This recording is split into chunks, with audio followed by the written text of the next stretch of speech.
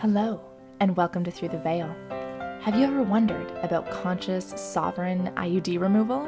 Well, listen in. I'm Melissa Camruden, and today Elena is joining me to talk about a couple of her birth stories and to share how she became the Joygasm queen of Freebirth. A little heads up, I was so into this chat from the beginning that I forgot to check the source for my microphone and ended up recording with the microphone that's attached to my headphones. Worst. It sounds a little bit like I sent my part in from way down the hall. Thankfully, I don't actually speak very much in this episode. Elena really carries the show. So, regardless of all of that, I think you're going to really enjoy this episode. Yeah. You're gonna love it. Hi, Elena. Hi, Melissa. Thanks so much for having me here today. Yeah, thanks for coming. Yeah, you're here. Share your birth stories today, and I kind of love it when I have someone who I've never heard your stories. First time for me. Yeah. I mean, I just want to say, first of all, it's like anytime that two moms get to talk just as women to women is like so precious. Like I was thinking about this and I was like, oh, my teenager's chatting with his, he had a friend over for a sleepover and I was like, hours upon hours of just whatever they want. God, it's been decades. Like, you know? Yeah. Yeah, remember those days of so much talking? Yeah. But here we are. That's true. That's probably, I've been telling everyone this is my favorite thing right now is recording podcast stories. And I haven't really, I guess because I love birth stories, which is true. Like, you know what? That just brings to me that this is it's like a teenage moment where we're like, hi, do you want to talk about our favorite things? Yeah, totally. Let's do it. Let's geek out on our favorite things. Totally. Yeah. Oh my gosh. Yes, you're right. That's it. Yeah.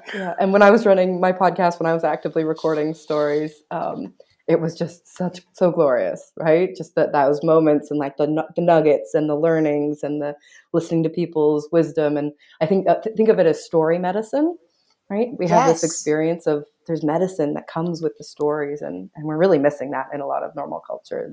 Very curated, boxy, post-processed stories as opposed to like the raw, messy reality of our lives. They're my favorite. It's how I prefer to learn anything new I want to learn. I want to hear people's stories and personal experiences about it. I've determined that's my favorite way. That's how I absorb new information and it maintains my attention. Yep, totally. Yep, story medicine. It's my favorite. But I hope to bring some of that to your listeners today. I think so. So where does your mothering journey begin? My mothering journey begins when I was 23, and I'm turning 38 at the end of the month now, so quite a while ago at this point. And that was with my son, Alex. That was an unconscious conception, man-pleasing sex, and sort of just this, like, I was on my way out of a relationship and I got pregnant, and then we got rolled back into this whole like unconscious dynamic family healing karma thing that took about 3 years to get out of after that. And, but I had just finished. The interesting thing about that conception for me is that I had just finished processing my own birth story that week. I had processed that I was terrified that I was the product of bad sex that my parents had, right? That I was like not wanted because I knew they wanted me, but just like that I was sort of lackluster conception sort of experience or something like that. And that had really like injured me, that sense of coming from that space. And so I had just finished processing that the week that we conceived that baby. And it took me about 2-3 months to find out I was pregnant. And I wanted a midwife, right? I knew that. I'd seen the business of being born. And so I knew that normal medical system was a troublesome thing. And so I wanted a midwife, but I lived in Alberta and it had just become regulated. And so when I called them looking to see if they had spaces for me, they laughed at me, told me to call back before I got pregnant with my next baby. They were like, no, sorry. And at that point it was late aughts. And so Freebirth was not a thing on the internet. Maybe it was just glimmering, but I hadn't heard of it. C-sections were like gaining momentum and they were all the rage. And so I just started asking around what could I do in terms of more natural birth. They kind of laughed at me, the doctors and whatnot. They sort of laughed, and somebody eventually suggested that I go seek out a smaller hospital outside of the big city that I lived in, where they were doing 300 births a year instead of 10,000 births a year like they do in the city, right? So I ended up moving through that process very much in my like good girl, very much just like doing what they said, knowing I wanted a natural birth, but just following all the things because that's what you do. You just follow all the things that they say. And the biggest lesson from that birth, and I just want to touch on this briefly because so many people do start their free birth journeys with a challenging hospital birth, right? And I don't want to like go into the ugh of it, but because I did have a fairly easy hospital birth in the grand scheme of things. But I just really want to empower women who are thinking about maybe free birthing their first baby to just go, you don't have to just do what they say. You don't have to follow the mainstream and do the thing. If you're already managing your health holistically, if you're already into sort of alternative healing things, like don't get sucked into the mainstream vacuum of like, right, we're just going to C-section you or pull you into that cascade of inductions like I did. And this is primarily because of what happened after the birth, right? The pregnancy was easy. I was 23. I was eating like mostly whole foods because my mom had a good food culture in our home. And so I actually went into that birth experience like totally unprepared. I'd taken a bit of a doula course and I didn't have anybody. I did have somebody to support me there, but I just sort of went into it like fully trusting. I hadn't done any research. I hadn't done any listening. I was just trusting the system. And there was this really clear moment right before my first son emerged, where I had this deep psychic knowing. I was like, don't cut the cord. Don't stitch me up. Don't touch my baby. My baby. I'm gonna hold him, right? But because the programming, the cultural programming towards women is one of such silence, be pretty and not heard, or seen and not heard, right? Like, shut up, sit down, don't say anything, all of that, right? So strong in my family, especially, but culturally also as well. I didn't say anything. It was like clear as lightning, physical words in my brain, right? And I just like, whoop, and didn't say anything. And everything that I thought in that moment was exactly what happened next. And it showed me so clearly that we have this intuitive knowing of what's going to happen next. And I go, oh, like for so many years, I was like, if I had spoken up. And I did have bad tearing in that birth, primarily because of the crazy position they had me in and that I was no longer trusting my body. For the first half of the labor, I was trusting my body and moving around. And then for the last part, they're like, do this, do this, do this. And I just listened and it felt terrible. But what happened in that immediate postpartum, instead of that glorious, beautiful golden hour, which I did get to experience with my second and third births, which is so rare to actually get to experience in a hospital setting and is so important to the mother-baby bond, right? What I bonded to was anger. I bonded to incapacity. I bonded to other people taking care of my baby, other people knowing better than me. They handed my newborn to my not husband, to my boyfriend who I had broken up with. That's who got to hold my baby postpartum. And it took me years of personal development work to actually go, I'm more capable. The woman who shows up every day, the woman who changes all the diapers, the woman who's been paying all the bills, not the guy who drinks and hangs out in the corner and shows up when I like haul him in. I was the more capable one. But because of that imprinting at birth where I saw my baby in his arms, I went, oh, that's where the baby should be. That's, and I put us in all sorts of crazy, sort of dangerous situations because of that. And I just share this story because that golden hour is so important. And what happens, the oxytocin is flowing regardless when we have a physiological vaginal birth. But what we bond to, our body is only expecting to bond to our baby and the beautiful, loving people around us, but mostly our baby. And so if our baby is absent from our arms in that immediate postpartum, I've read some studies since which gave me so much clarity, which is that we actually, if our babies aren't in our arms, on our bodies, right there, we actually perceive that they might be dead. So then postpartum grief, postpartum depression is actually sort of this, like one way of looking at it, right? My way that I looked at it, and maybe not true or whatever, but my way of looking at it was that I had actually bonded to the absence of my baby, to my baby dead. And I really struggled in that first 4 years about whether my son was actually alive or not. And that was really strange and crazy for me. And so I share this story because it's a huge part of how I became a mother. And I spent the next 8 years figuring my head out from that birth, right? I dealt with suicidal depression. No, I dealt with postpartum depression, suicidal ideation, homicidal ideation. I thought about taking my son off the buildings with me, right? Driving off the bridges with him, right? Or just like, right? And those are not natural mothering experiences. Those are the experiences of a woman who's like deeply undernourished, deeply undersupported, and who had a traumatic experience that was completely unacknowledged and unsupported. And I had to go on my own journey to find my own practitioners doing my own thing, because the medical doctors just go like, 6 weeks? Great. Want an IUD? Sure. Oh, that hurt? Too bad. Go home. Right? Like, there's not a lot of, there's some compassion and empathy, but not on the level that you get from people who have been there and walked through those journeys and like come through their own experience. They also don't know what it could be, right? Like they probably thought you had a really good hospital birth. Yeah. Like it was, everything they would hope for you.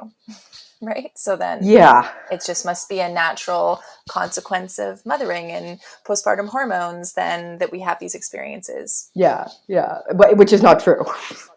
But if you don't know that physiologic birth is an option, and that if a woman chooses her positions and chooses in power what she's going to do, and chooses her location, what else could you assume? And chooses her support team, and chooses her, how loud she is and how quiet she is and where she is moment to moment, and who, what she's going to do postpartum, all of that. When she chooses all of that, it's a really different experience. And you're right. They just like, I do think that the practitioners who end up in hospitals start well-meaning. I think they get jaded and burnt out fairly quickly.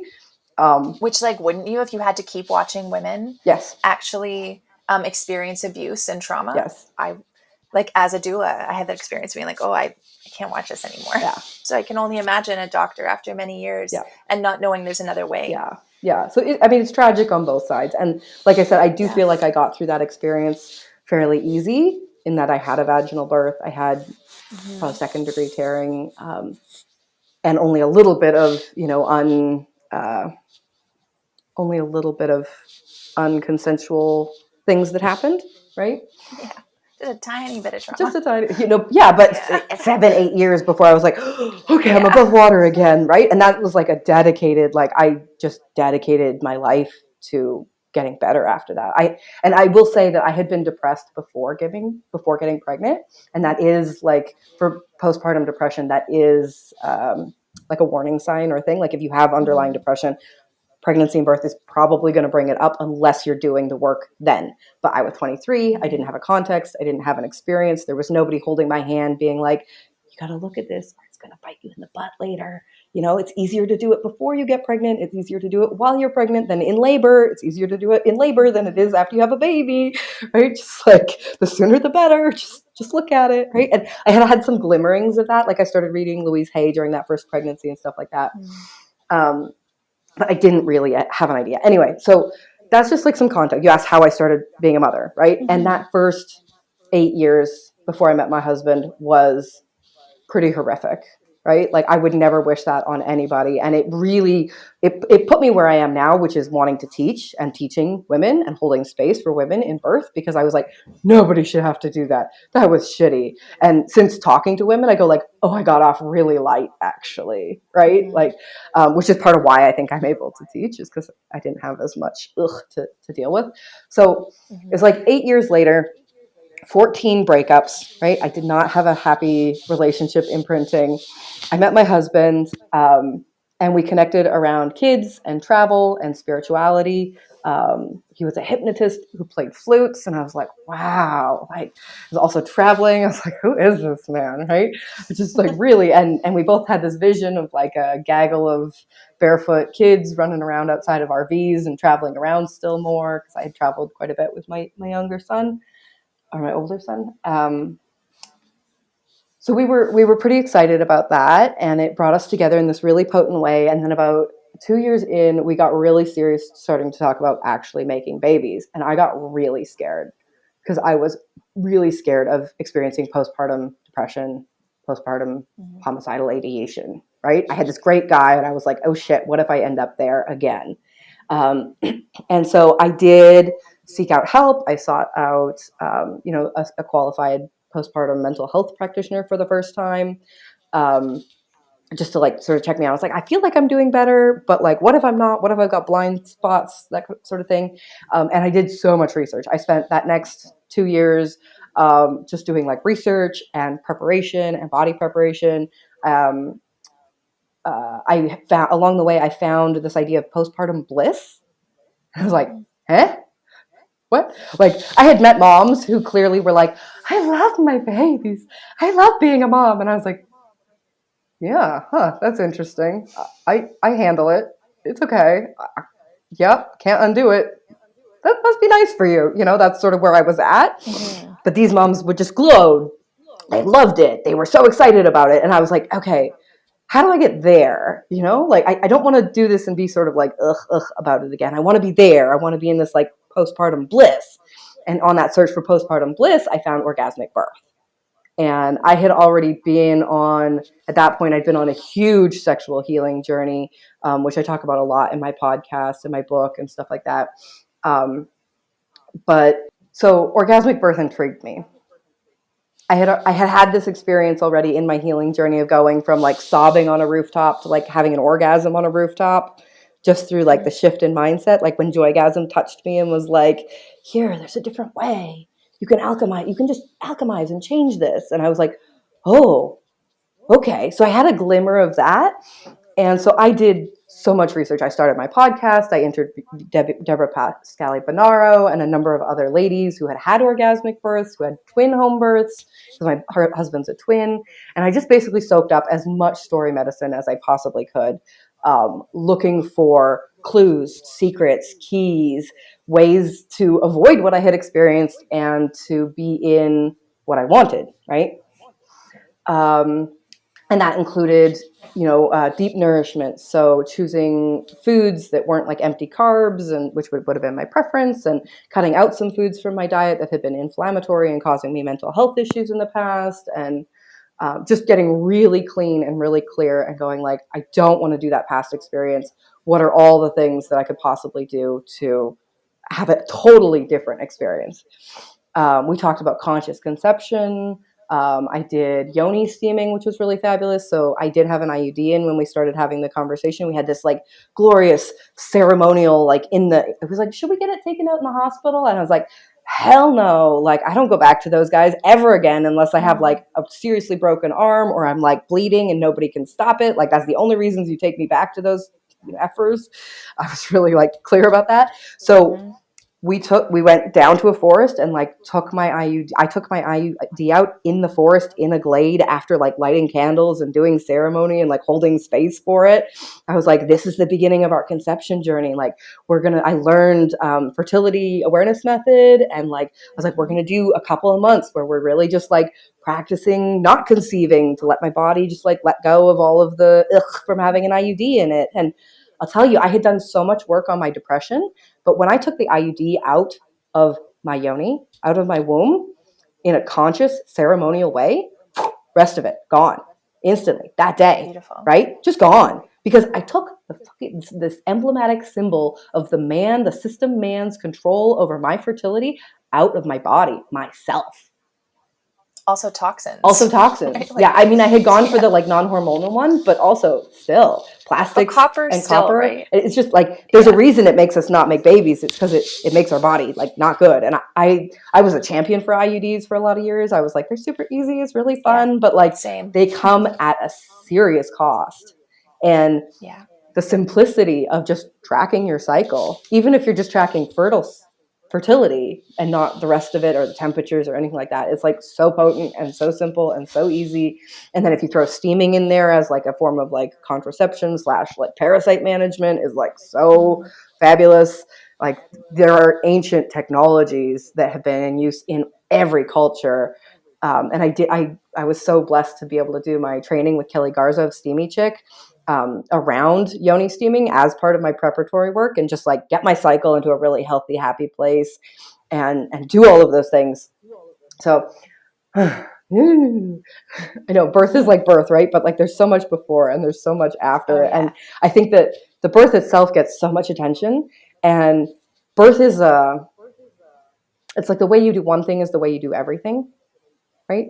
So the way you do birth is the way you do the pregnancy, it's the way you do the postpartum. And because birth is a rite of passage, it's this portal, it's this threshold where we really shift and change.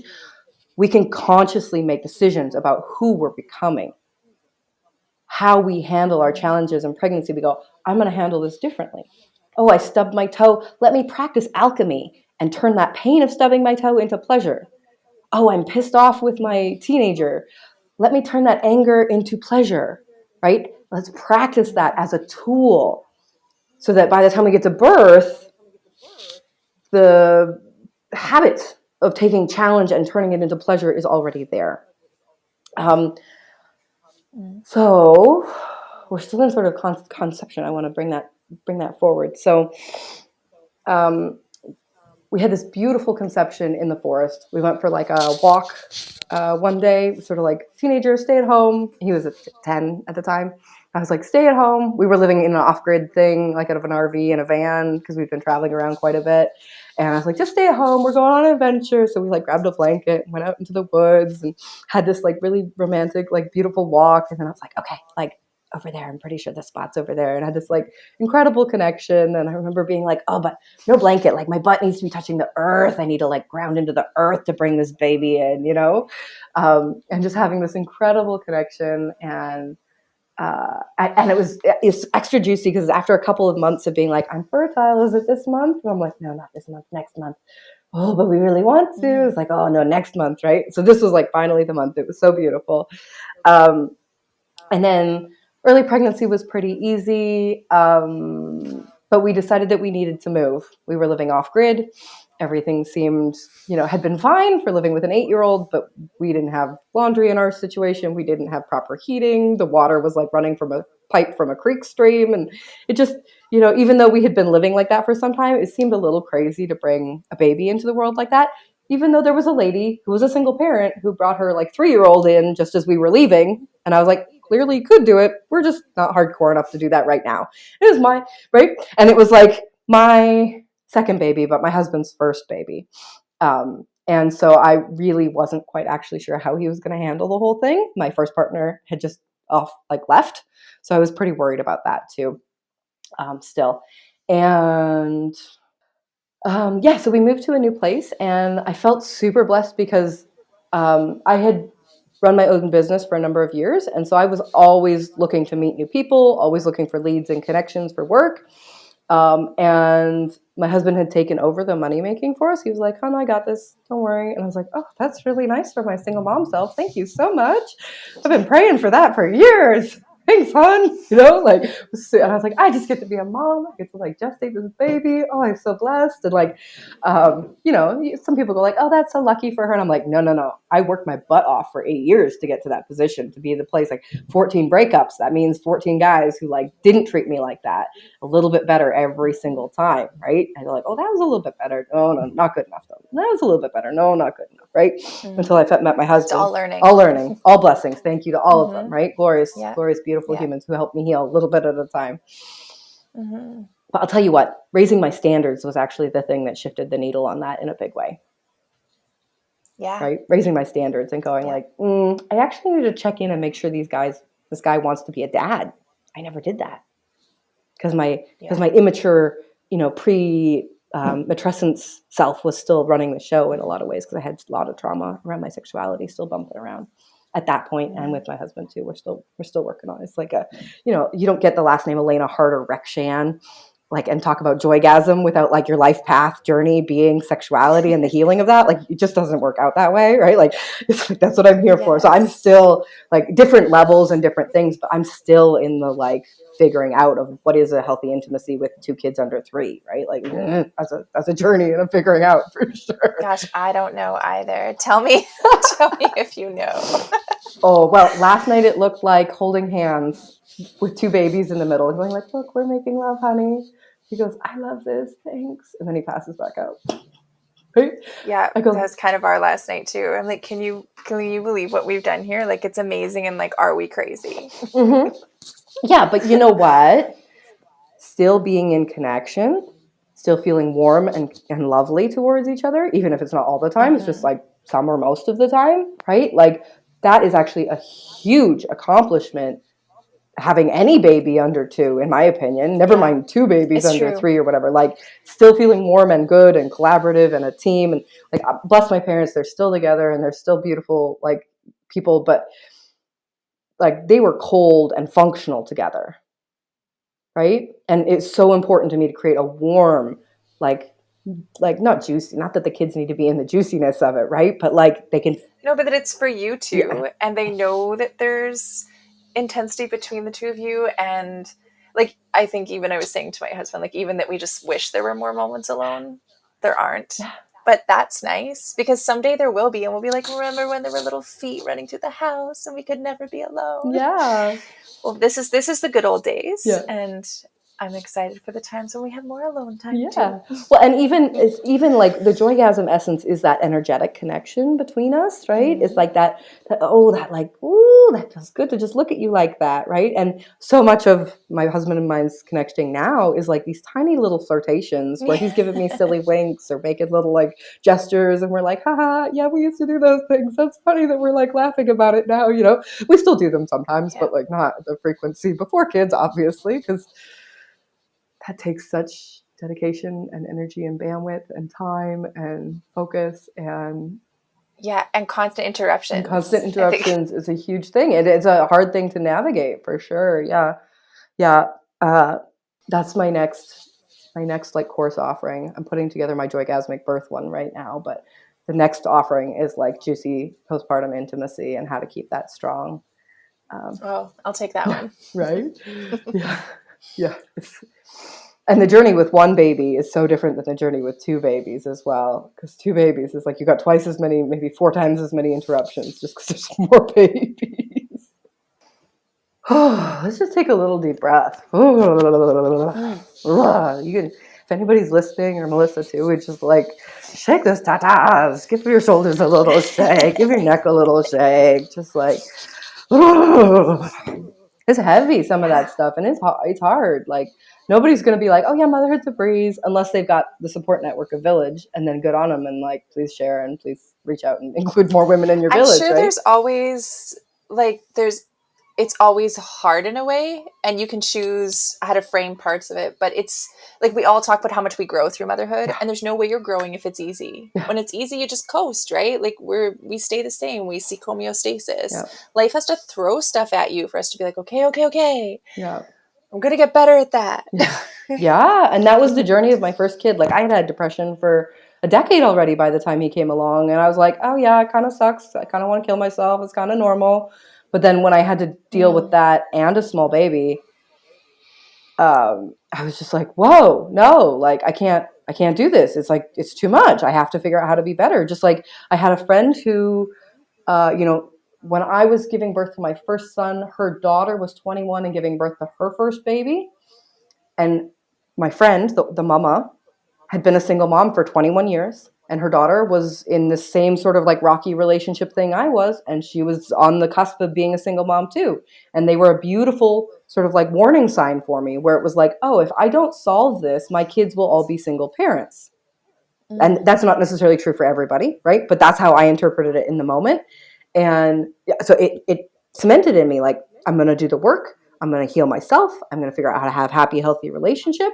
I'm going to work for that so that I don't end up where her daughter was. I already was where her daughter was, but I didn't want my kids to be there, right? It's like someone has to break the cycle. Someone has to do the work. That's right. And if we're lucky enough to see it, like to see the pattern, maybe it's us. Oh, yeah. Maybe we're the ones. Yeah. Yeah. And my parents did the work of taking physical abuse out of our family line, right? I get to be the one to take the emotional abuse out of the family line, to take the sexual abuse out of the family line. And like, heck, it's hard. It's rewarding. It's like so rewarding. It's so juicy and so beautiful. But it's like sometimes parts of me are like, parts I inherited, like the epigenetic grandma trauma is like curled up in a corner, like screaming at the top of her lungs silently because, dear God, if somebody hears her, she'll get raped, right? Like, and you got to sit with that and hold that and like love that, right? Like, that's not simple, easy work, although it is simple, easy work once you gain the tools and you know how to just like be present with it. But at the beginning, oh, it's dang hard. And I know, you know, like those parts don't necessarily want to do that work either. They're like in a coping mechanism that keeps them safe. And so we have to, you know, the rest of us, the like wise, beautiful, gentle parts of ourselves need to get big enough that we can hold those like scared parts. And as we do that, more and more sort of scared, challenged parts come up, but it's easier to do it. It does become easier to do it as you do things. Now I have this experience of being like, oh, there seems to be an emotion moving through me. Isn't that fascinating? Let's bring as much love as we can to it. But I'm like, I don't know, 14 years into it now. So that makes a big difference, being 14 years into it. It's a muscle, right? It's a skill we practice. Yeah. You get better. And the hardship, the hard times and the suicidal ideation and all of that made me so strong with those muscles, right? It gave me a reason to, it gave me a purpose to, it gave it, you know, and I talk about this really extensively in my book. So if there's anybody who's listening who has sexual trauma specifically that they're working through, like that, my book, Mr. D and the Joygasm Queen, is really a fabulous choose your own adventure journey through the worst mistakes I made and the worst like moments and the best sort of like moments along the way that of healing that relationship challenge. Anyway, so I want to get back to the birth stuff because I could ramble on sexual healing forever. So we moved to a new place, and there I was so blessed. Life handed me the perfect birth team. It handed me a woman who had been through Rochelle Garza's innate traditions training, studying indigenous practices around the world and bringing them to the Western woman. There was a woman who had been trained with Gloria LeMay, who's a Canadian birth elder. She's been working since the 70s, teaching home birth. And a doula who had been working in the system, but had now started supporting free births. So this was my new peer group. These were my new friends. And so I got this experience of getting to talk to them. And it was really interesting because it showed me how deep my sister wound was, how much I did not trust women, how much I did not trust that it was okay to share what I really wanted to do with my birth with people. Because they would sit and sort of talk about all of these things, you know, that we're talking about in these ways where you're like, oh yeah, totally, they understand this perspective. But it took me months to actually tell them that I was planning a free birth. And when I did, they celebrated the heck out of me. They were like, oh yeah, girl, good on you. That's so awesome. But it took me a long time to actually step into sharing. And it was scary. And again, it was actually in ceremony. We had a beautiful elder who was holding space for us. And said, like, what's something that you want to share, but that you feel really scared of sharing? Here was my thing. I shared it in person, and this beautiful doula woman, she just like looked me in the eyes. She's like, of course I won't tell the cops you're having a free birth. And I was like, but I read that story on Facebook so many times. It's so scary, you know? And she's like, oh, that's so crazy. No, I would never do that, right? I'm here for you. I'm here with you. And it really, those ladies taught me so much how much women really, people in general, really want to support pregnant women. It's in our physiology. They can't help it, right? They just can't help it. They go like, oh, a pregnant woman, like, how can I help you, right? And because I was new and because I had been in marketing and networking for many years, I just treated making friends and connections to support me postpartum, because that had been a really big challenge in my first one. I just treated it as sort of my new job.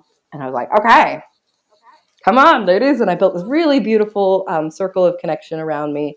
And I practiced asking for what I needed. So I needed diapers. I needed a car seat. And all of these women who had kids that were like 4 to 8, more or less, just passed all of their baby gear to me, right? I just received so much in that time.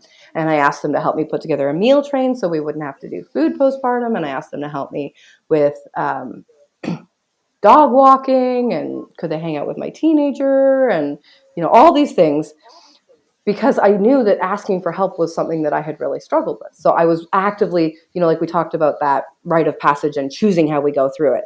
I was going through that pregnancy being like, I'm going to be different. I'm not going to do this like a lone wolf. I'm going to do this like a wolf pack, right? Because wolves actually are wolf pack creatures. They're not actually lone wolves. That's like a myth, right? They actually are like pack creatures. So I had built this really beautiful connection with this doula woman, and we saw each other once or twice a week, chatting about birth stuff, and oh, the system is like this, isn't that terrible? And I'm worried about this, but like, oh, you don't need to be worried about that because it's not actually a thing. And my pregnancy was relatively easy in that way. And then from about 30 weeks on, I started having surges. And I was like, whoa, okay, it's coming. It's coming, right? Just like this, like the tight, like they call them Braxton Hicks. I just call them surges because I don't like to name things after men that happen in women's bodies, right? So, so I just sort of started having these surges, and then it start moving into this place of like, oh, like when is this going to happen? Is this happening soon? Right? And there's sort of this like, where is that threshold where it's okay to be at home and do this? Where is it dangerous? When do we cross that? And I had sort of decided that. I heard you before we got on the call. You were talking about death, and that death can happen at any time in pregnancy or in postpartum or in birth, no matter where birth happens. Right? It's like not actually inherently more safe to birth in a hospital, or I do believe it's more safe to birth at home personally, but that's my opinion. Right? Everybody gets to make their decisions about that. But I had not seen any practitioners. I had seen a couple of massage therapists and a couple of chiropractors just because I was in this like glorious, like taking care of myself vibe and had some aches and woes or whatever. So I had been taking care of that with support. But I hadn't actually seen any like medical practitioners because I was planning on doing a free birth and a wild pregnancy. And that gave me a sense of freedom. It gave me a sense of freedom that if I were to go into labor at 30 weeks and my baby be born still, or my baby be born early, premature, and not be viable to live outside of my womb, that I would just make peace with that, and that might be my outcome, right? And I do really feel like it's so part of the courage to free birth is that deep surrender to all outcomes. It's that willingness to go like, birth is a transcendent space where we do walk that line between birth and death. It's like we touch DMT, we touch this like the other side, the spirit realms, and in that space we are as connected to life as we are to death. And so it is super important that we get right with death. And I remember having conversations with my husband and being like, if the baby dies, we won't necessarily go to a hospital. We might just bury them in the backyard and not tell anybody except for our friends. And we have the freedom to do that because we've had a wild pregnancy. And that gave me so much sense of freedom because I really have this like strong distrust of the Western medical system that some people don't have, but I do. And that's my choice, right? Like, but it didn't feel supportive or safe to be in a grieving process of a death of a loved baby who'd been cherished and wanted, and to walk into sort of the devil's arms. That's how I think of it. Other people think differently maybe, but that's fine. And I didn't, so for me, it was this very like grounded, deep, and in every pregnancy I've had in that last trimester, I have to get right with death. I have to get right with baby's potential death, and I have to get right with my own death. And so I got, I was like, what would our plan be if I did pass away, or if I was like, really unconscious, like what would our plan be? He's like, well, I'd move back in with your parents because they're closest and they love your older kid. And, I know they would help us. Right. And I go like, right. And after you get your feet back under you, like go find more love. Right. Don't stay sad and waiting, like wounded over me for your whole life. Like go find a mom for your kids or our kids and go find your way. And that was maybe like a week or two. Then I go like, okay, face the worst of it, move on, next thing, right? And the next. Yeah, I think that's something pregnancy is inviting us to every time. And often just in the model we've been raised in, where like the doctor knows everything and you don't know anything, I think it's easily abdicated without even a thought. Yeah. Right? That they're going to take care of that and you don't need to think about it. And I found in planning for my free births, I knew no one else was going to think of that. So I had to. And I really feel probably, I don't know, I think other women do too, like avoidant of thinking about death or being around death when I'm pregnant. Like I don't want to hear stillbirth stories when I'm pregnant. I can't hold those. No. But I had to sit and hold the possibility of like, I'm walking the line of life and death, and there are no promises. There's no guarantees, no matter where I birth. And of course I would choose the safest place for my baby. You know, like there's this thought in our culture that free birthers are sort of immune to worrying about death. Like they don't, you know, and because obviously you go to the hospital for the safest births.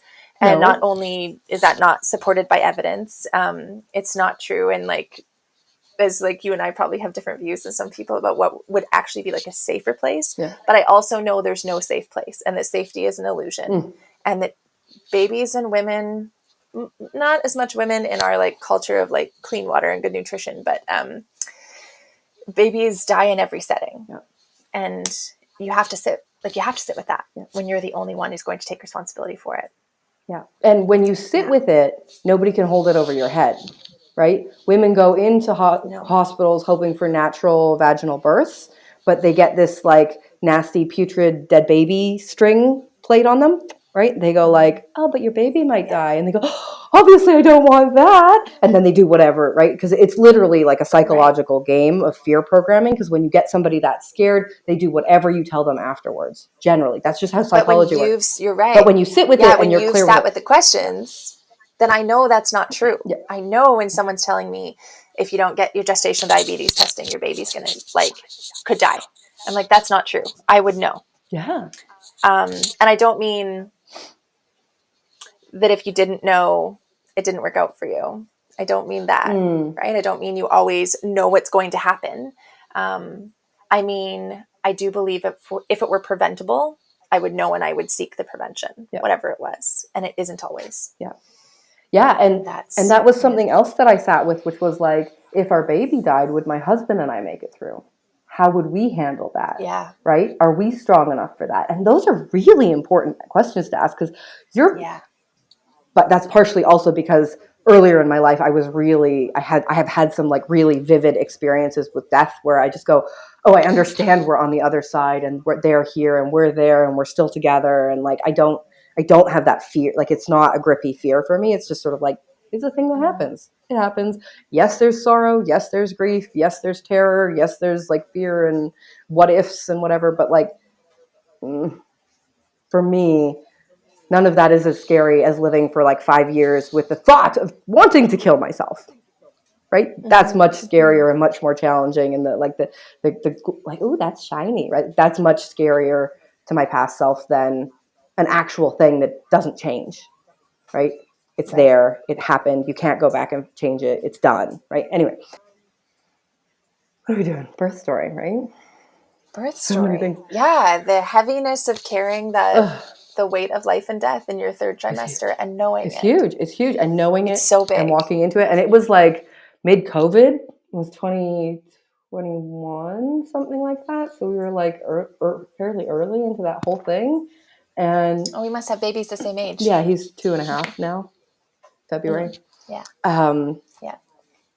Yeah. So it was like, oh, and if we go to the hospital, like they might jab me with things, or they might not let my husband in, or da, da, da, da. And it's just like, oh, no, none of that. Like, it seems so much safer. So we're in the last 30 weeks. I stopped driving because I was getting pain in my foot, on my like accelerator foot. And I was just like, this is not worth it. I'll just walk places. That's fine. So I just stopped driving. We were also having some issues with our car. And so we actually were coming up to birth. We were actually in this situation where we had taken our car to the mechanic and they had said, please don't drive this anywhere else. And we didn't have the cash to like get it fixed. So we just didn't have a car. So we would have had to take a taxi or something if we were going anywhere other than home. And my husband said this was actually really helpful for him because it shut off any sense of like escaping by going somewhere else for our home birth, right? So the birth itself, let's see, we were moving, we had been there, we got this beautiful thing. So I had phone number. I got this 70-year-old, like wild, wise birth woman who supported thousands of women to have their home births, right? I've got her phone number. She said I can call her whenever. Great. So I got my backup, elder wisdom. I've got this young woman who's like pro Freebirth, who lives 20 minutes up the hill from me. on backup. She'll come and help me if I need help, but I don't really want her there because I'm still a bit scared about her unprocessed hospital birth trauma layering. And I don't want her to bring any of that into the space. So I have some help support if I want it. But I really feel like it's just going to be me and my partner. And we had actually, he and I, because he's a hypnotist, we had actually done channeling early in the pregnancy I had gone into this trancey thing and been like, February 26th, 6:32 in the morning, that's what time the baby's going to be born. And I was like, that's wildly specific. And his name's going to be Jonah. And I'm like, oh, I don't like that name at all. Is that going to be my kid's name? Oh, okay, well, but it had this like full body goosebumps and this like alignment where I was like, whoa, that was really strong. Like, that's crazy. And so so we were coming up to that February date, and I was like, it really could just be that day. So it's like the day before, and we're like, oh, like let's go stock up on groceries and go get some treats. It does feel like it's getting close. I've been having surges on and off for ages, but earlier that week I had a couple that were like grippy, where you go like, oh yeah, I felt that one. That one was different, right? Not just like, oh, my belly's getting tight, but like that felt like something. And that was probably the first point where I'd gotten scared. Like during that pregnancy, my husband and I had been making love every single day. Because I knew that we were going to have a baby soon. And I was like, I don't know when the next time I'm going to get to have this much sex is. I was like, every single day. And I was still really in like man pleasing.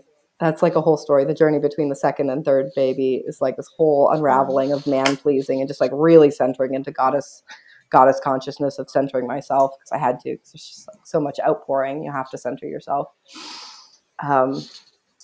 So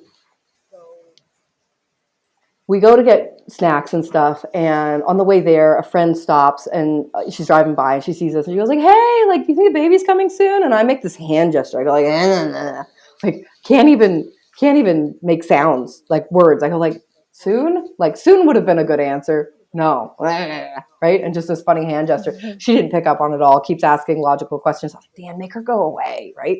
So he says something, and she drives on, and we go walk to this little cafe that was really beautiful, that had been open all through COVID, and sweet lady, and we met up with some other people up front, and we had this like really normal conversation. And I'm just like, God, this is excruciating. Like, can't these people tell that I'm like really in an altered space? Like, why are we having this like such a mundane, normal, like, can't they just see that like there's something's happening here? Like they just can't get it, right? So we chat for a bit, and they're just like totally oblivious. And then they go somewhere, and my husband and son go to get groceries across the store. And I sit on the front steps of the cafe and just like drink my little hot chocolate thing. And I go like, oh, wow, it's like really heavy and weird in my body. Like, I really think it might be the day. I don't know, right? It's like mid-afternoon, and the owner of the cafe comes out and goes like, hey, do you want this like free food thing? It's the end of the day, and I might just chuck it. If you want it, here you go. I go like, oh, thanks. That'd be sweet. She's like, are you okay? I'm like, yeah, they had babies. Baby's probably coming, And she like puts her hand on my shoulder. She goes like, whoa, yeah, I feel that in my womb. You're right. It's happening soon. And I was like, oh, thank God, somebody else knows what's going on, right? Like, and she is such a tapped in, like, glorious woman. Like, she knew, she could feel it in her body. We had this like co-resonance thing, and it just like, I was like, oh, good, like somebody sees me.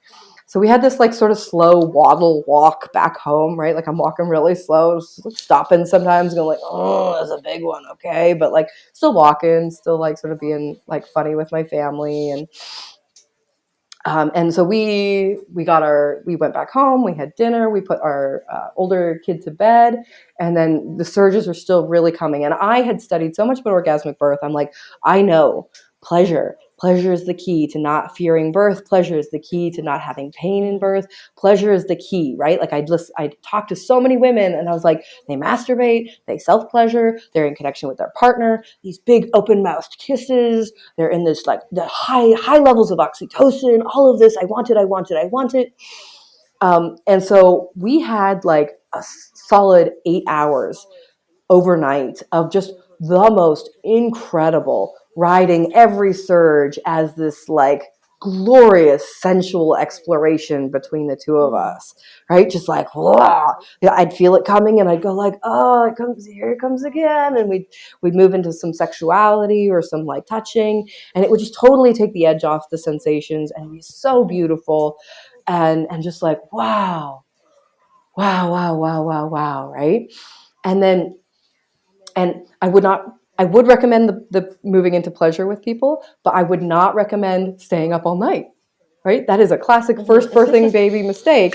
I stayed up all night. I should have been napping in between those surges. I should have been, not being like, oh, my husband, this is so fun. Let's stay up all night together like teenagers. It's like, no. But how can you regret that? No, I can't. No, it was really beautiful. I'm just saying, like, in retrospect, Totally. like 18 hours after Sleep that, I really wish I had been sleeping. Yes, exactly.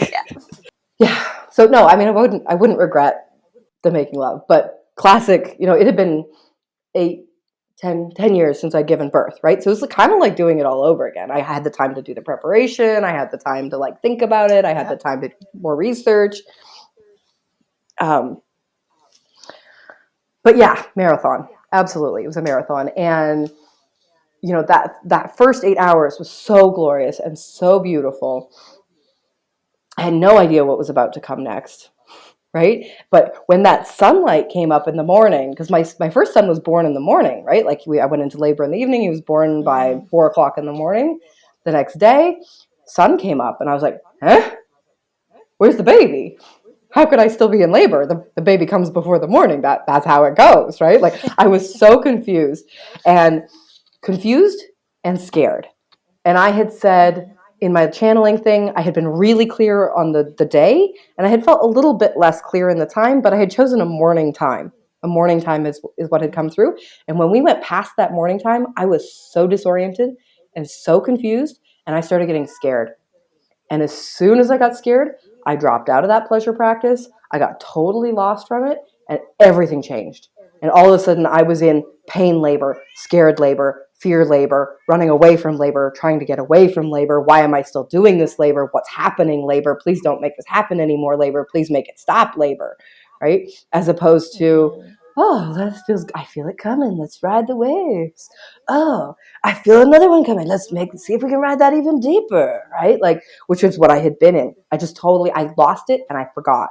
And when I thought about this afterwards, I was like, why did that happen? Why was it, second births were supposed to be easier. And I was like, well, 10 years, right?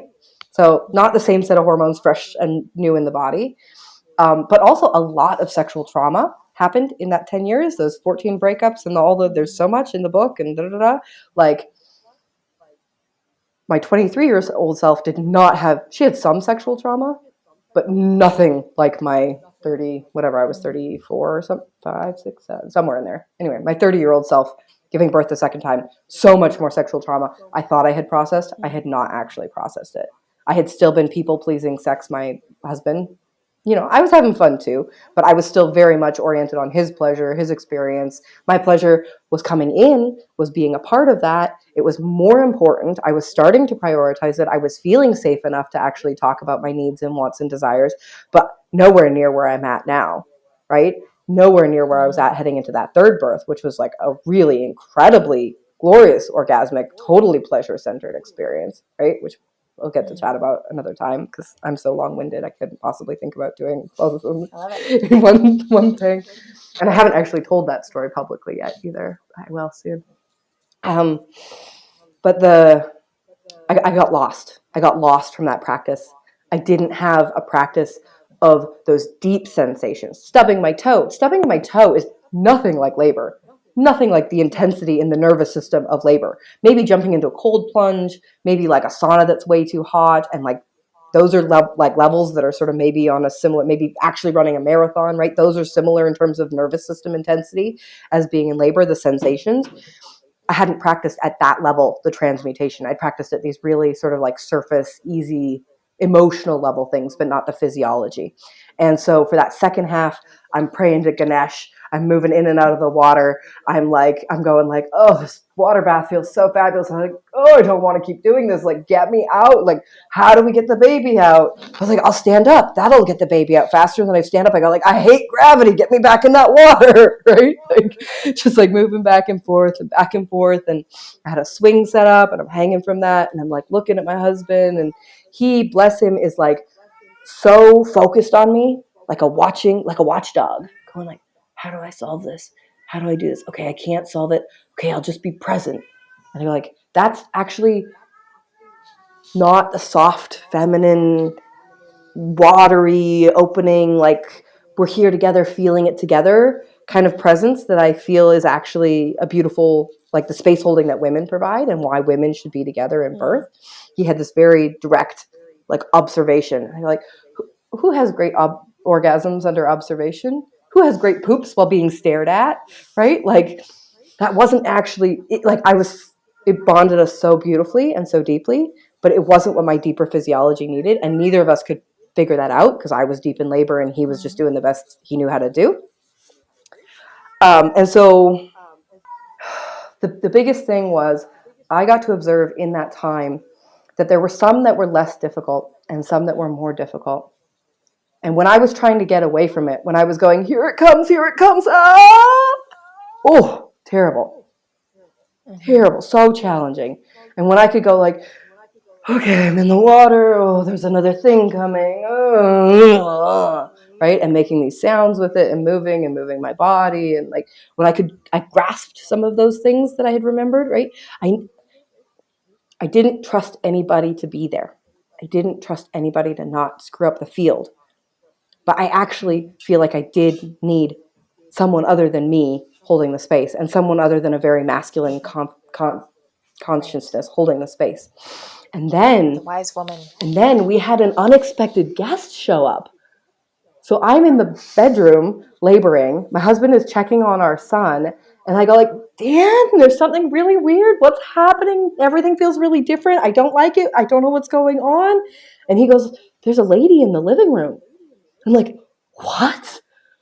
This is why I'm so vehement when I work with people that we have to look at what our fears are and we have to process them in pregnancy because otherwise they show up in birth. I had been terrified because I'd read all these stories about in the US, because it's more common in the US. Canada, Canadians are like too polite to actually do this to a neighbor. But in the US, there's more sort of like watchdoggy things and more stories. So these American stories of people having the cops called on them for free birthing by their neighbors because they're being too loud and they're worried and maybe it's domestic violence, whatever. So this was like a huge fear of mine, that there would be somebody who would show up in the birth space and would muck with my field. And sure enough, I had created this little like group chat to let everybody know when we went into labor, to ask for help if we needed it, postpartum, that kind of thing. A couple days earlier, I'd said, hey, I'm going off my phone, but like if you feel like dropping by and hanging out, like I could really use some company.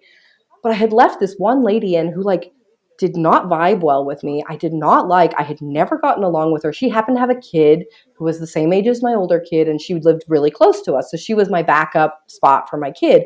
She should not have been in that group. I was incorrect in leaving her in that group, but she was there to teach me the lesson of what it feels like to have somebody in the house that you don't want to have there. My whole labor changed. Everything slowed down. Everything, and it was about half an hour. She just like didn't get the social cues. Like she just didn't pick up.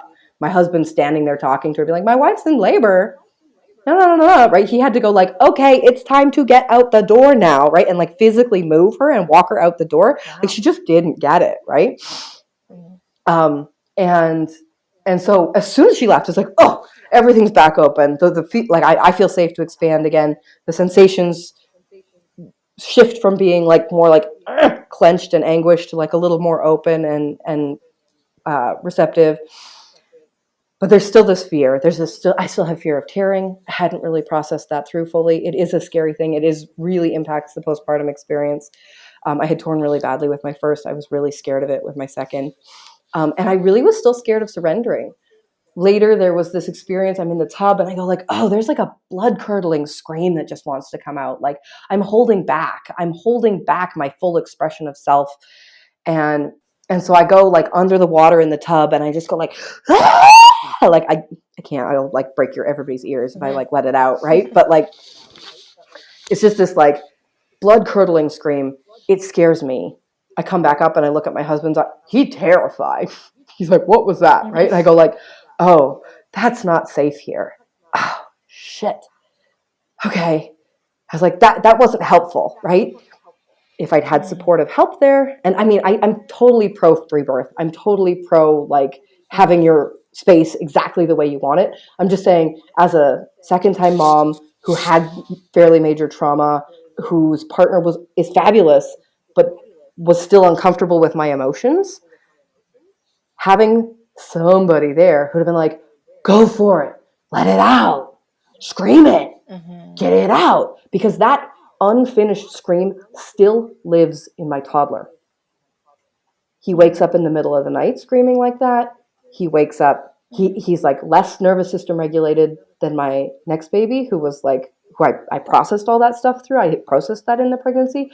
He is less nervous system regulated because I was less nervous system regulated because I did not finish that scream. It still lives in him. And I'm on a quest now to figure that out because I have a little bit more bandwidth because he's 2.5, to figure out how to help him finish that process, right? Because I finished it for myself later, but like it's still caught in him.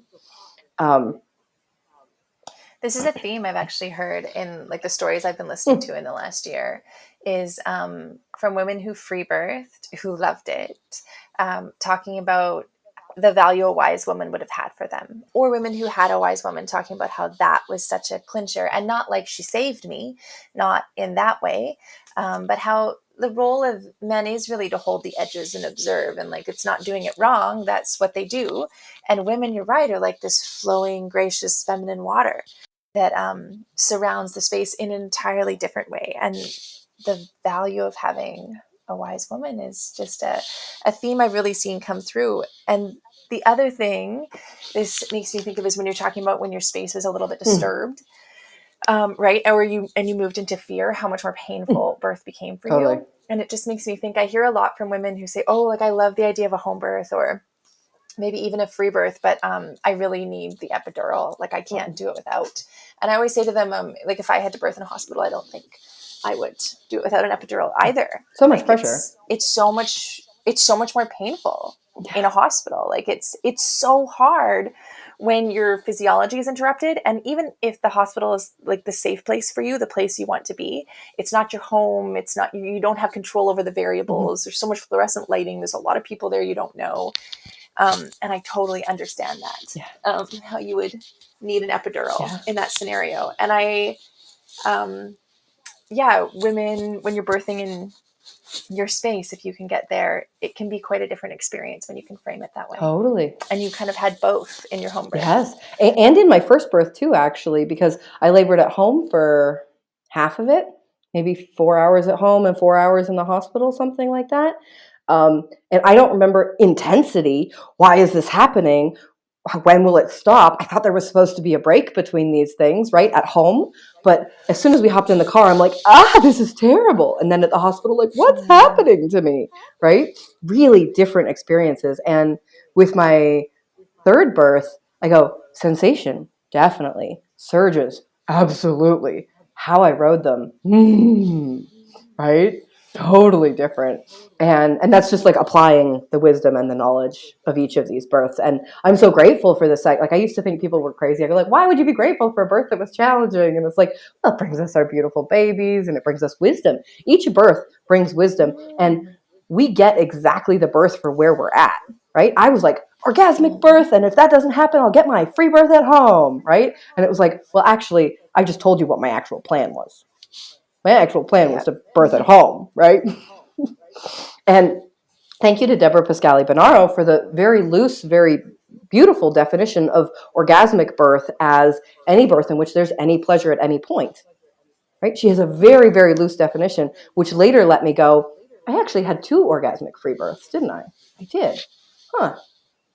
Even though it contained terror and pain and challenge and fighting against and all these things, it's like it also contained pleasure and joy and bliss and surrender and magic and and cosmic union, like both and we can hold that as women, just not at the same time in birth.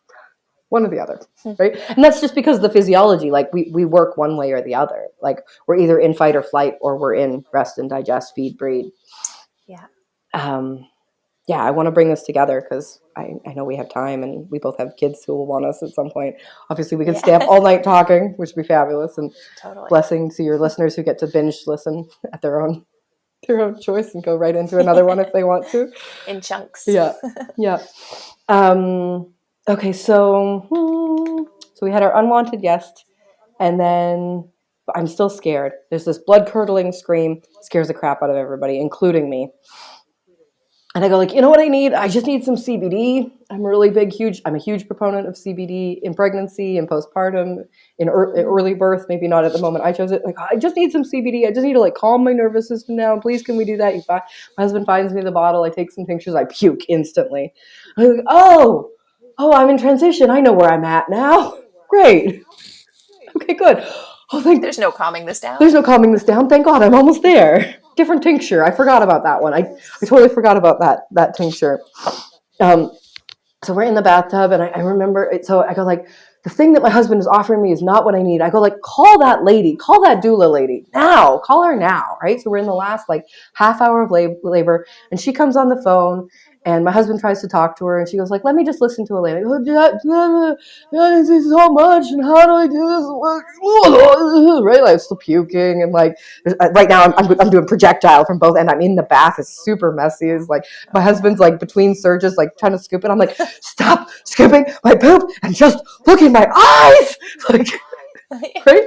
Like I don't care. He's like, how could you not care? And I'm like, I don't even know what's happening. Just look at me. Just be here with me, right?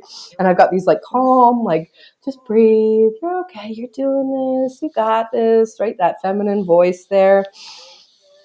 And we're just moving through it, and I can feel it. I reached down. I had felt a couple times to see like where the baby was at, and that had been so disheartening because I couldn't feel him. He wasn't there, and it was like, oh my gosh, I've been in this for how many hours, and it's daytime. I've been laboring all day. Like, how do I just get this baby out of me? Like, I've been trying to get it out, but not surrendering to the process. I was still really in resistance to the process because the process felt painful, because I was still scared, because I was still struggling and fighting against it, right? I didn't know. I didn't have the tools for that like full surrender that I practiced in my third birth. And so I've got this support, I've got this thing, and I feel down and I go, oh, there's the head. And I can literally, you can't see this because we're doing audio, right? But like, there's like the outside of my vulva feels like maybe kiwi sized, golf ball sized, the opening. And I can feel the baby's head is right there. And I go, oh, my cervix is all the way open. The baby is right there. But that outer edge of my vagina is still just like clamped down, going like, And I go like, but it feels like a train's about to come out of me. Oh, crap, right? I just get more scared, clamp down even more, right? And I was just so scared. But there's no turning back. Where am I going at that point? It's just like, right? It's like, what am I going to do? Am I going to hop in a car? It's like, no. With a baby hanging up. And what are they going to do What are they going to do for me? Nothing. I'm so committed to the process. I already know that I'd healed from tearing. That's the gift of tearing. You know that you can heal from it afterwards, right? I wouldn't wish tearing on anybody. But when it happens, we heal from it. And that this postpartum taught me that really deeply. But I feel this in my body, and I go, oh, shit. Right? Literally all floating around me. And like, just like, I go like, uh-oh. And then it's like, it goes like, my body goes like, whoa, right? It's like, I think of it still now. It's like if the entire abdomen, like right from under the breasts all the way down, it's like this one, it's just like this giant, like encapsule going like, right? Just like pushing the whole thing down, which is literally what's happening. But it's like such a unique experience that you can't fully describe until you've lived it. And you go like, oh yeah, I remember that experience. That's crazy. And so he, it's like a couple of big, like the body goes, and it's like 3 of those, and he's just like, and like fires out of my vagina. He's in the water. my husband had a dream. My husband's like a dream shaman, hypnotist human. And so he'd had a dream that our baby had come out really purple, but everything was fine. So the baby comes out super purple. My husband goes, oh, you're here. It's fine, right? He had the cord from his belly button up around his neck and like down the other side and like under a leg. So it was like really this like awkward sort of like twisting of the, not around his neck, but like wrapped around his body. And so I'm still in other people's power a little bit, right? So I hand the baby to my husband. I go, you figure it out. I don't know how to do this right now, right? Because I'm still in that same patterning of man knows better than me. I don't consciously recognize it at the moment, but looking back on it, I can see it. And then once he gets the cords sorted out, he hands the baby back to me. We're in this bath and we're like, oh, the baby. And we had decided to audio record the birth. And so I've listened to most of the birth, which I don't really know if I would recommend to people. But as a result, we have a beautiful recording of the golden hour, which was such a golden hour. It's beautiful to hear because oh, the baby, oh, he's so beautiful, we love him, the baby, right? And there's sort of and then there's like and there's a surge, right? Because my body's trying to get the placenta out. It's still very much in these hormones, and we go back and forth between sort of like some moany surges and holding the baby and oogling the baby and just like waves and waves and waves, and you can really hear the journey back and forth. And I haven't done it yet, but maybe by the time the podcast is out, I will actually take that golden hour recording because I want to share that with people. I think there's not enough understanding of what that actually is like out there. People go like, oh, the golden hour. Yeah, you're supposed to respect that. But like physiological golden hour is something that people don't usually get to hear or see or experience. And it is so glorious. Like I listen to that and I go like, oh, I feel that. And I compare it to that first birth where I spent that first hour getting sewn up by strangers being like, why are my legs spread? And there's so many people in me. And where the fuck's my baby? And what's happening? And like, right? Versus like, oh, the baby. And I go like, I'm kind of cold in the bath. Can we move to the bed now? Oh, the baby. Oh, I think I got to do something with my placenta. Hold on. It's like, oh, the baby, right? And I remember getting up and I go like, oh, my yoni, right? Just going like, oh, dang, that was brutal. And but we get into the bed and we're there, and that golden hour is the beautiful thing. It's like nobody even thinks about any. Like I get up and try and get the placenta out a couple times because it still feels really surgy. But it was actually, we just sat with it and we were there for a long time. And it was actually, my teenager cooked a meal for us, which was so glorious. I was like, oh, you made me the most plain tofu and rice. I love you. Thank you. I'm so hungry right now. Thank you. It's like maybe the first meal he'd actually like cooked for all of us. He was like, I'm a big brother now. I'll help you guys out. Right. And what? It was 3 hours before I actually really started to go like, when is this placenta getting out of me? Right? We had just been in it, just like really just like with the baby, and then sort of like, oh, what's happening? And it was mid-afternoon. Yeah, it was late afternoon by the time the baby was born. So about 24 hours from when I was like, I think maybe this is it. And my friend who we'd called late in the birthing process, or like in that transition period, there was another woman who had birthed the night before who had been in our birth group that I run.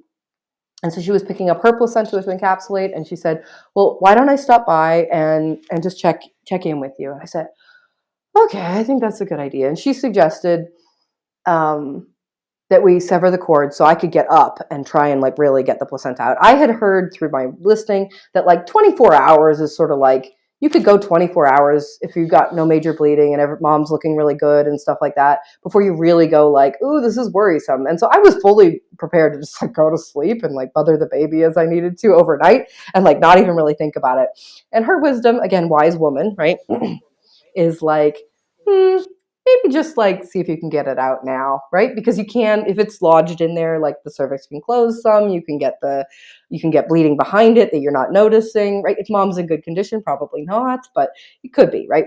And it should be detached. Like for most people, it's just like hanging out there. Half an hour or whatever, right? By that time, right? Like it's not, you could get it out. Yeah. So we had wanted to do candle burning of the cord, and so we did that. That took like forever. It was like another half hour to like actually make it all the way through the cord, but it was super beautiful. And our teenager again like held the candle and like sat there with us through the whole thing, and was like, oh, this is like, he did actually for both babies.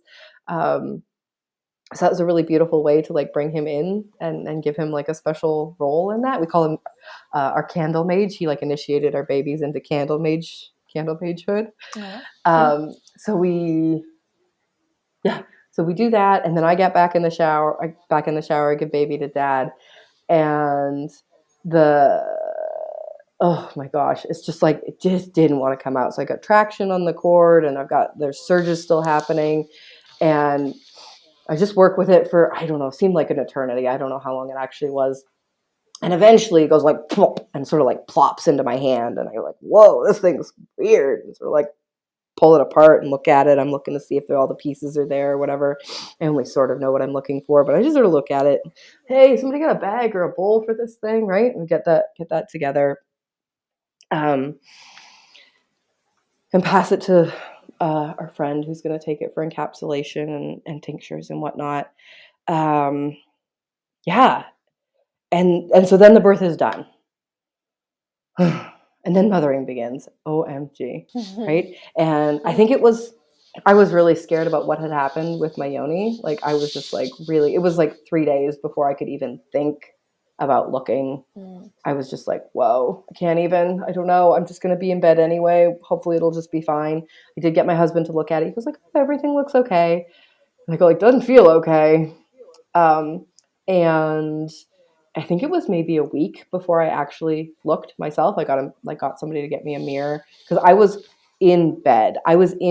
And did not get out of bed for 2 to 3 weeks because it was excruciating to stand up, because it was like and so let's back up just a little bit. So when I finally looked, it was like, oh, I had 3 tears in 3 different directions, all lateral, like great blessings, like not down. I don't think our bodies would naturally tear down because they're like protective. They tear sideways instead. It's only crazy doctors who cut down. Crazy.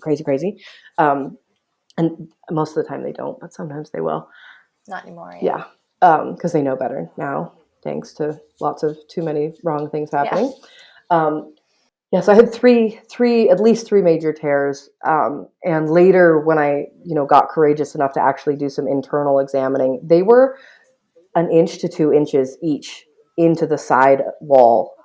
Oh, right. Wow. So I think that still qualifies as a 2nd degree tear because it didn't go down into the anus. But it was huge. It was really, really huge. And it was like the place where I had torn with my first baby, where I'd had stitches, like both of those had torn straight open again. And I really saw it in that moment. I was like, oh, we're like, just like I'd taken that IUD out and been like, no more patriarchy. It's like, no more stitches. Let's like just open everything up and heal it back up the way that we wanted to. That was my way of making peace with it in some ways. And I had prepared, right? I had read 40 Days Postpartum. I had read a whole bunch about caring for mothers postpartum. And so I had already prepared to do 40 days of bed rest. That was my plan. And I'd set up meal train, and I'd set up support for my husband. He had time off work and it was a stretch for us financially for him to do that. But I was like, I don't care. Like, I'm so scared of postpartum depression. Like, I just have to set it up as best I can. And so I had already prepared for that. But by day 7, I was so tired of being in bed. I was so overdrawn with like not being able to get up physically without being in like really excruciating pain. And I remember my mom came to help with us with the house and with our older kid postpartum, and just crying to her and being like, how many more days left? How am I going to do this? right? And I had this postpartum journal that I'd bought, which was like so pain oriented. It was such a like pain oriented book. She was like, postpartum's terrible. You're going to feel terrible. I brought this together so you won't feel terrible. By the way, here's all these like subconscious primings that you're going to feel terrible. So I had gone through with a marker and like Sharpied a lot of them out, right? And rewritten things into the book so it like matched where I thought I would be at more accurately. Because postpartum depression is a huge thing for people. Like they go like, oh yeah, it's just normal. And they're like, well, it's not actually normal to come out of the first year as a mother on Prozac or like lithium or, like it's actually supposed to be like really beautiful. And I did see, that golden hour, my experience in that first year in terms of meeting my baby's needs and wanting to intrinsically, like that warm, glowing mama thing that I talked about earlier, it was there. And I was so in it. And I was so like, yeah, it was challenging. My healing journey was challenging. But like I said, by day 7, I was so shattered. The woman who I wanted to rearrange the things on the walls. I wanted to get up and help and be helpful in the kitchen. I wanted to make food for everybody. But it hurt to lift a jar of peanut butter. I couldn't carry the baby. It was like shooting pain through my pelvis and into my nerves and all through my vagina. I was like, I just can't. That's just crazy. And because I had this Innate Traditions lady and this Freebirth doula and Gloria LeMay and all these women around me who were like, just rest, prolapse later, like mental health stuff later, just relax and take care of yourself. And they were so beautiful. They praised me for relaxing. We would talk about how crazy it was. The lady across the street who had a baby only 3 months older than me was up walking the dog and doing baby wearing on the front. They just held me and said, it's okay to be soft. It's okay to take time with yourself. It's okay to be gentle. It's okay to be taken care of. And I had been running a moms group online for ages, and I kept doing the moms group. My baby would sleep beautifully if he was skin to skin on my body, and we'd line it up nicely, and he would just be skin to skin on my body. And we got lots of beautiful video recordings of this from the calls. And we would just chat about postpartum stuff and where people were at. And I get to download all this birth wisdom and all these, the journey of centering self postpartum. Because pregnancy, everybody wants to take care of you and the baby, but postpartum, everybody wants to take care of the baby. And we've completely forgotten what it is to take care of moms. And so I was on this fierce journey to go, I am a birthing goddess. I deserve to be cared for. I deserve to be loved. I deserve to be held. How can I do that? And so instead of being can I do this thing? I shifted and I went, who can I ask to do this thing for me? Who can I ask for that support? And it was this huge, huge journey. And I really shifted, identity from this sense of being a doer into being a receiver, being somebody who receives what she wants and who can identify what she wants and ask for the support to have that happen. And that was a totally foreign, crazy idea to my past self, right? Before that, just totally, totally crazy. Yeah, so much. And then I sparked this journey of okay, I got to share this. I got to share this wisdom with people. And then we got pregnant again. So now, 2 years later, we're now starting to move into the sharing with people. Now we're sharing it. Yeah. How did you heal the tears? Did you just let it heal? Oh, what did I do? So I had prepared manuka, honey, and kombu seaweed, which is what I had read on the internet. When I got to actually looking at that a couple of days later, I would say it was too late. So I had been doing postpartum. I had been doing steaming. I had really been enamored with steaming in preconception for what it had done for my period. And I knew I was going to do it postpartum. I had a beautiful setup and all that. And so I had started steaming on day 1. The mistake I made was I started steaming before I fully did an assessment of what had happened, right? I should have looked before I hopped on that chair, because what steaming does is it brings circulation, it brings warmth, and it healed up all of those, where the labia had gone in 2 different directions. It healed the edges, so they weren't going to go back together, right? So I still have one spot where it's really open, and they're just the labia is just in 2 pieces on one side now. And I don't have pain there anymore, and I don't have, it's not an issue in terms of my sexual function, which is fabulous because I was really worried about that.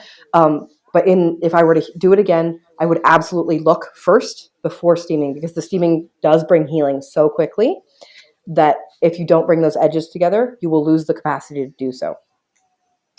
So, and I didn't get to do this myself, but what I would do is, instead of kombu, because kombu is quite large and thick and rubbery, what I would use, and because I asked around afterwards, what I would use is nori, because it's soft and pliable. And that's basically acting as like a natural gauze that's highly nutrient dense to bring nutrition to the area, as well as sort of like a Band-Aid function of holding it together. So you take the honey and you lay it along the whole, both sides of the, probably do one side first and then the other, but along the sides of the labia, and then use the nori like a wrap Band-Aid to hold everything together. And then you're just going to lie with your legs together, which, you know, you're lying down anyway because you got a baby. If you have major tearing, you have to get more help in there, which is why I really recommend that women plan to have help postpartum, especially if it's not their first baby. You know, all babies, but like, especially the more babies you have, the more responsibility you have at home.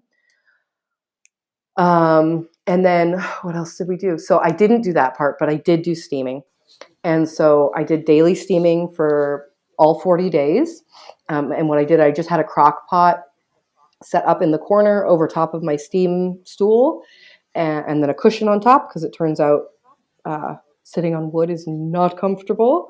It's fine if you're a pregnant lady. It's fine if you're not, you know, in the pregnancy journey. But with tearing postpartum, no, you need a cushion of some sort. You can cut a hole in one, or you can buy a hemorrhoid cushion, which is what I ended up doing, $50 or whatever. It's totally worth it, especially if you're doing it regular. So I steamed every day, once or twice a day if I could. And I just left it on in the corner so that when I had 5 minutes, I would just sit on it, right? I have everything set up, so I just sit on it. And that had the added benefit of keeping my whole room warmer and more humid than it would be otherwise. So that room was always 5 degrees, 10 degrees warmer than the rest of the house, which is warmth is a beautiful healing thing postpartum. And then the last thing that I did was I had made a healing salve for myself, which I thought I was going to use externally, but intuitively I was really drawn to actually put it internally. So I would take maybe a tablespoon sized piece, and I would just sort of like and squish it in there. And then all of those, like, you know, I've got calendula, I've got rose, I've got, I didn't put comfrey in that, which I wouldn't do if you had really big tearing, because comfrey will pull the outside wounds together before the deep stuff heals. But I had plantain in there, and these are all like I had harvested or purchased really beautiful organic stuff. And I'd made the salve with a wise woman, her herbalist. She'd help put it together. And so I used that. I thought I would do it externally, but actually I was really drawn to just put it internally. So every day I'm putting like a tablespoon of this like really beautiful healing oil into my body. If I were standing up, which I wasn't doing a lot of, I would definitely wear underwear and pads. Yeah. But I was just in bed with the baby. I was free bleeding. I was eating on the top of my chest, right? I just had bowls of soup brought, and I'd sit them on my chest with the baby on the other side and just eat. And the other thing I did was I used a chamber pot.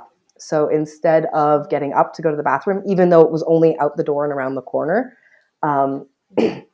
what I did was I had this like ceramic pot with a lid. And so instead of actually getting up and walking and doing this like big journey that was quite painful, at least for that first, I think it was probably about a week and a half before I actually like got up to go poop, and bless my husband for like doing that journey. He'd already scooped my poop. We'd crossed that line, right? But I would just sort of like squat. You're giving me a funny look. Yeah. It's like, yeah, we cross all sorts of lines with our husbands after we make babies, right? Yeah. So I would just sort of like roll onto my hands and knees and like scurry back and just like sit and release into the pot, so that I was minimizing the amount of times where I had the opportunity to re-tear, right? Because those tissues are mending back together. We got to be really delicate with them.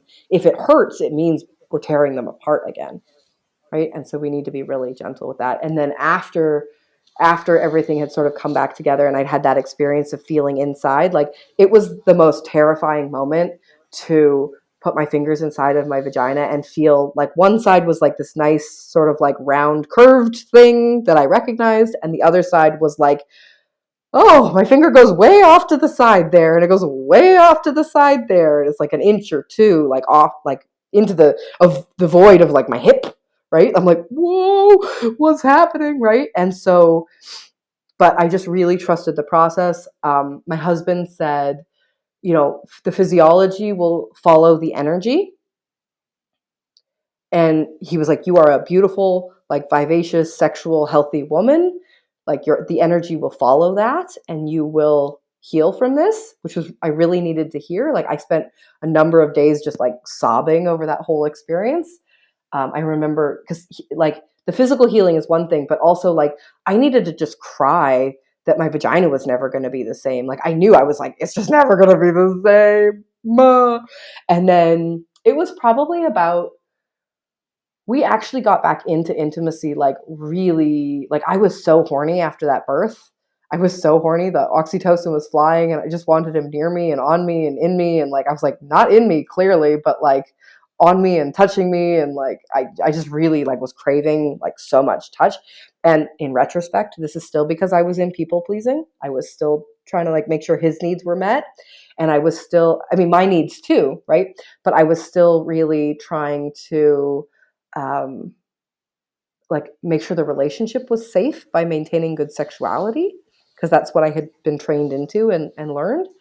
But also I was so squirty and I was so horny, and it was like he would like touch my hair and I would like squirt, right? Like I just like, oh, I was like, oh wow, that was so good, like, so I was really craving that, and it was so close and available. And I do believe that's because I went through this like non-sexually traumatizing. It was like physically challenging, emotionally challenging, but I didn't have strangers' fingers in my vagina. I didn't have, people cutting or tearing or sewing me, right? So I was still, and I'd had this like glorious early birth process that was like really juicy, really like it healed and cleared and cleaned things inside of me to be in that I didn't even know were there, right? And that played out over the next like 8 months in the process of conception for my next baby.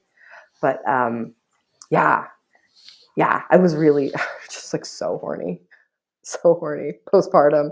And my husband was really like, no, not yet. And no, right. And I was like, I know, but like, that doesn't mean we can't be doing like other things. Cause wow, come here, like come here, honey.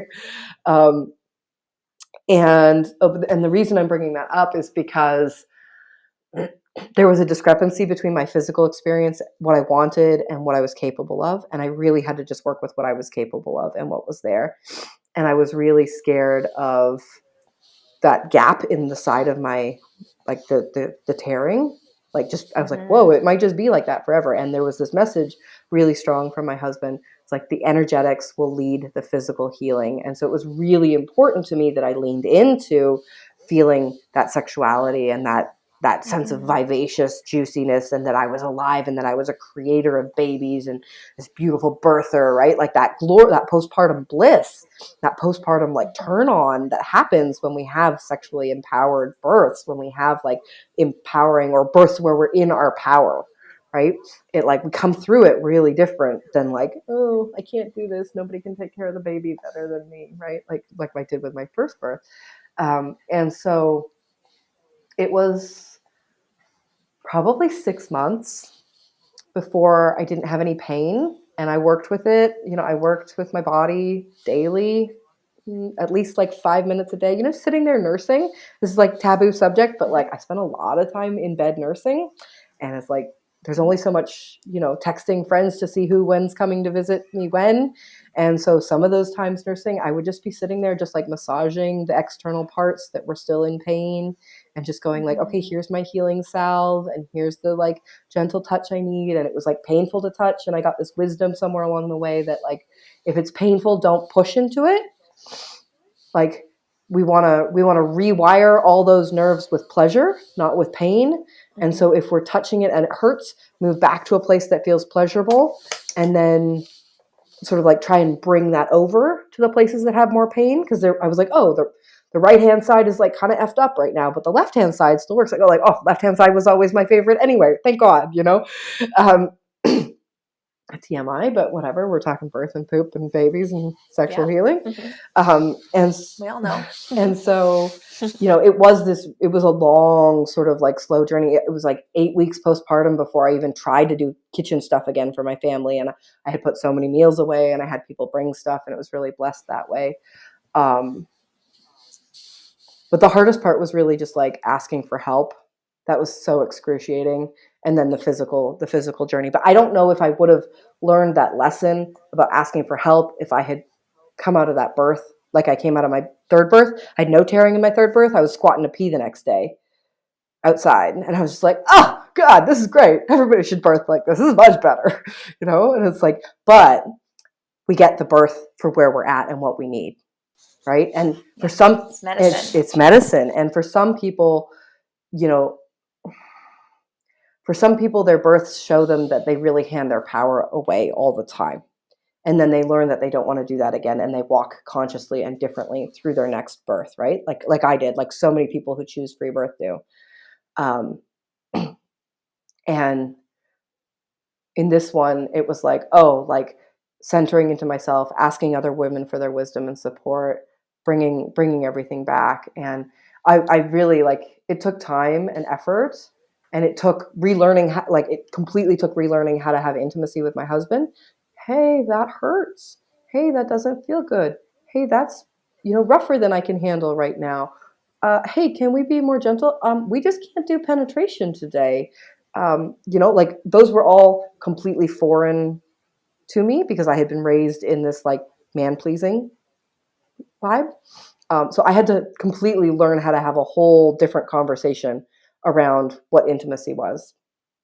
And none of that would have happened if I hadn't, been faced with it so vividly. And so that hurts, right? Kind of in that way.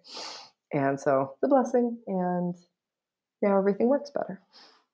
And now I'm at a different level of having those conversations around oh, I'm feeling kind of tapped out of I'm having a hard time being present, right? That's really different than I'm feeling pain in my body and I can't say anything. It's I'm having a hard time being present with my pleasure right now. Can we slow down a little bit so I can be with it, right?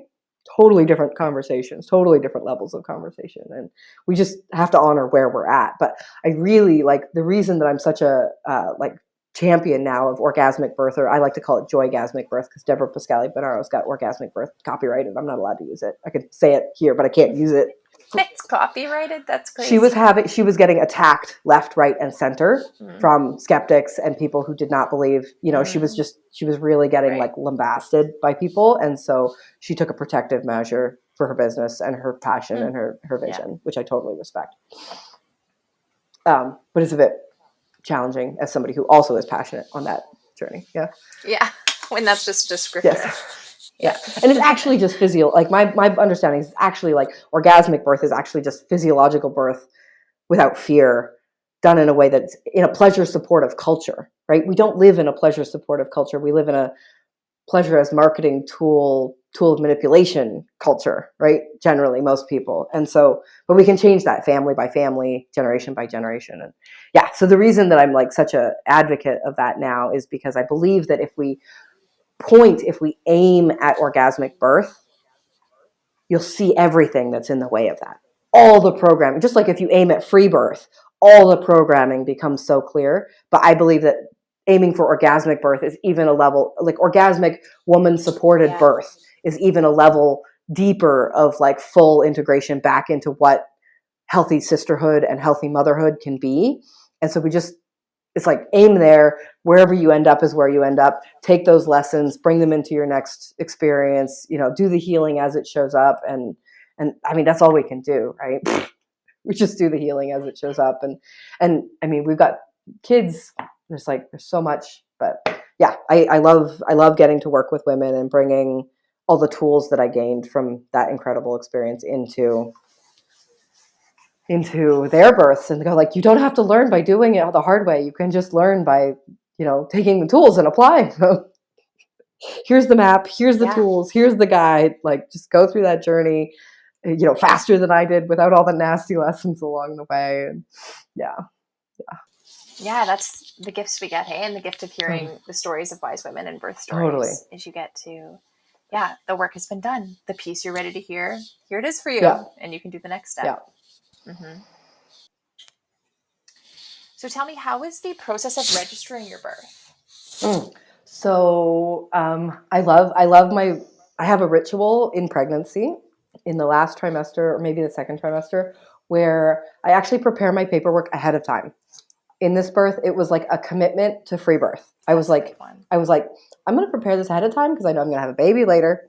Who knows how long it's going to take me to get to wanting to do paperwork. So I'm just going to prep everything. So I prepped all my documents, right? They got this big spreadsheet, and I have a Google Doc template of the thing that I did with some suggestions and ideas that people can download from my website, which I'll make sure you get in your show notes thing. Thank you for asking, because I forgot that I had that as an offer. And so I prepped all my paperwork ahead of time, and I had seen a registered massage therapist before, and then she came and did in-home massage for me postpartum, which was really beautiful. And so it was really simple. We did the statutory declarations, which I don't think you need to do anymore, but you did at the time, through notarize.ca. So I actually just had two ladies who had been with me before and who'd seen me after. They actually just came over to my house and we did the whole thing on the laptop. We didn't have to go to a notary or anything like that. And I thought I had to be in the process, but actually they needed to do it. So I had prepped the declarations ahead of time, minus the birth date and birth name kind of thing. I put the location in and everything. I was like, born at home, I already know. I already know babies being born at home. And that was a beautiful sort of journey of like committing to that outcome, like future pacing and choosing that outcome. And so I just sent that in, and we did the online birth registration. So we did the online version, and then we sent like paper documentation package. And then I got a letter from them saying, sort of like a form letter saying, hey, but like, did you send information? And I was like, yeah, did you not get it? Oh, right. Sort of just like this frustration with the system. And so I called the number on the thing. It took me like weeks, right? It was like maybe like 8 weeks postpartum before maybe 2 or 3 months. I can't remember, but like, it was a long time before I even started thinking about it.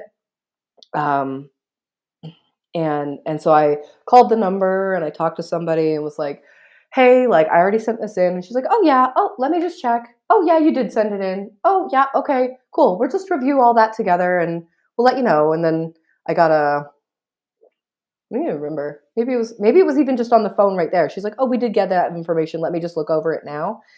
I can't remember whether it was just, they just looked over it on the phone, but like very shortly after that, I got a like thumbs up, everything's good. And I got my paperwork.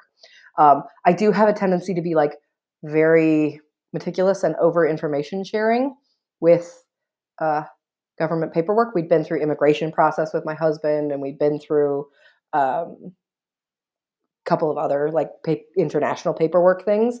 And so I just took the same sort of like, the more information I can give them, the better. And so I just, I provided all the books I bought and all the appointments I'd been to, and I had seen the mental health professional lady. So I had like email correspondence with her, and I just like sent screenshots of like all of that. I'm like, look, I talked to people, go away. Right. So I didn't have any problems with that process, but it was sort of like nerve wracking. Yeah. And I really like the ritual of preparing it ahead of time as like a commitment to the free birth, and as just simplicity, right? Because even just when you have capacity, because it's a lot to get together postpartum. Oh, it's so much. It took me hours. It's fine, but yeah. No, it took me hours to compile, and it was sort of like a birth meditation. I go like, oh look, and reflecting on all the things I had purchased and how prepared I was and what I had gone through and done. I like that. Yeah. And like I said, I do have like like I took my personal information out, but I left like all the headings as like a Google Doc that people can just download with some examples. I go like, because with the next one, I did some things. I didn't see a massage therapist. I didn't see anybody because we were like busy and less financially resourced than we were with the first one. And so I did have more troubles with that. But so I include some of those, like, don't do this thing I did. Like, do see somebody who's registered. You don't have to go see a health nurse, but like go see a massage therapist or a chiro or something like that who is registered, because then it's just like more simple. Oh, thanks for sharing your story. Thank you. You'll have to come back and tell the next one. We'll schedule another time. But in the meantime, what was the name of your book? Tell me again. How do people find it? Yeah, Mr. D and the Joygasm Queen is the name of the book. And that's at joygasm.me/book. And then I've got the Joygasmic Home Birth Blueprint. So that's a map of so many of the things that we talked about today, with questions and worksheets and meditations and, coaching if people want it, to how to, what are the, because I didn't even know the questions to ask myself to uncover the things that were stuck in there that stopped me from having the birth I wanted. Right? I didn't know. So now I know, because I've had another one after that was like radically different and like so easy in comparison. And so, I took that wisdom and I put it all together. So that's at joygasm.me/birth. And then I've also got the podcast, which I'll just have to put in the show notes because I don't think I have a chunky, easy in my brain link for that. Yeah, I'll put it in there. But that's got orgasmic birth stories and some like wisdom, like really raw wisdom from those early postpartum months of like how I was having conversations with my husband postpartum and celebrating like our sexuality in third trimester and like positions and things that still work and how to like navigate all of those conversations, because all of that was really like up and present. And the podcast goes all the way back to some of the teachings and healings that I had from my first birth as well, sort of talking to different teachers who specialized in wisdom that I had brought into my healing journey, and sharing those. There's like a lightning bolts through my legs. Oh my gosh.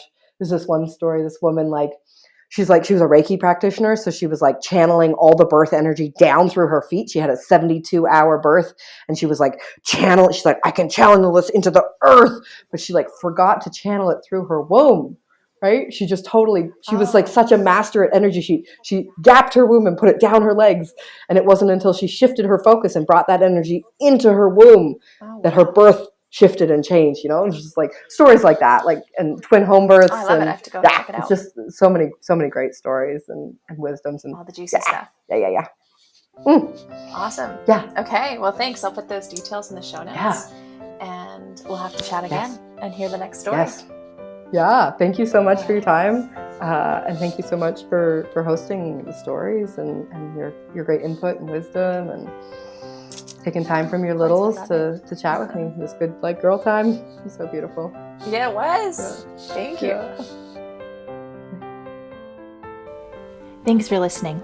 You can head to Instagram and birth.throughtheveil to see birth pictures or just pictures from each episode. The show notes have links and more ways to connect, along with the link to submit your birth story. I would love to hear it. New episodes of Through the Veil come out every other Tuesday. You can follow, subscribe, share, rate, and review this podcast to be in support. Until next time.